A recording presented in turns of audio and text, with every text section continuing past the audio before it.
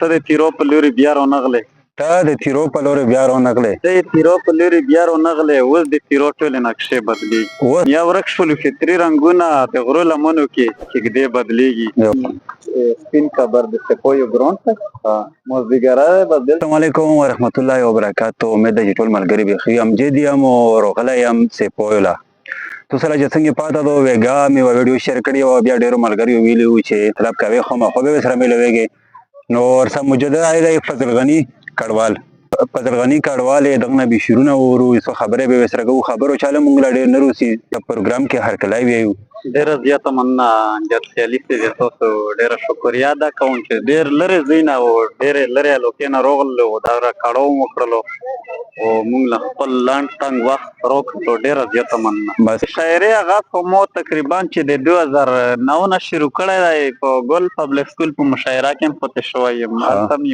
عمر ډیر کم وو وسم ډیر مشاعره لته مو کله مې چې کم دی سپین خبر دی او د په دنیا کې کډوال باندې مشهور یم. ډیر زیاته مننه. غزل نمخ کې بلا مغه یو څه زوینوي یم شي ایمان بدل شو عقیده بدلیږي. ډیر زبردست. ایمان بدل شو عقیده بدلیږي او نوې رجحان دی طریقې بدلیږي. ډیر زبردست.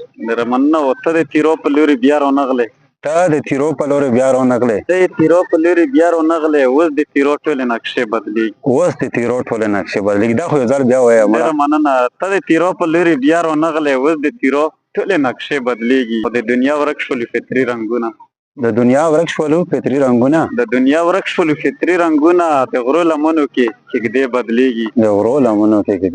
ډیر زبردست. د ستا لباس پاتې نشو د ستا لباس پاتې نشو پښتون نن د ستا شملې بدلیږي. ډیر زبردست. ډیر ته بیا وایي. مننه. ډیر مننه. د ستا لباس پاتې نشو پښتون نن د ستا شملې بدلیږي. ډیر زبردست. ډیر خوندور. ډیر مننه. او یو غزل دی وشي اوس ته زړونه وړل کوي کپرې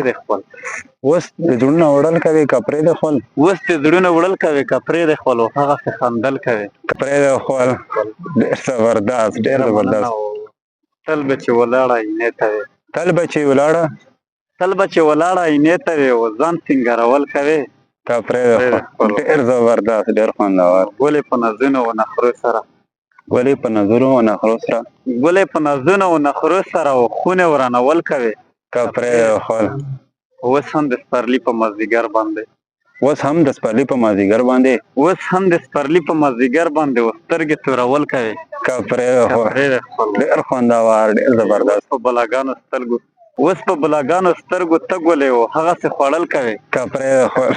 ډیر خوندور. ډیر زبردست. مننه. زه کډوال د ستا پر رضا تللی یم زما پر رضا تلل کوي کپرې د خپل. ډیر خوندور.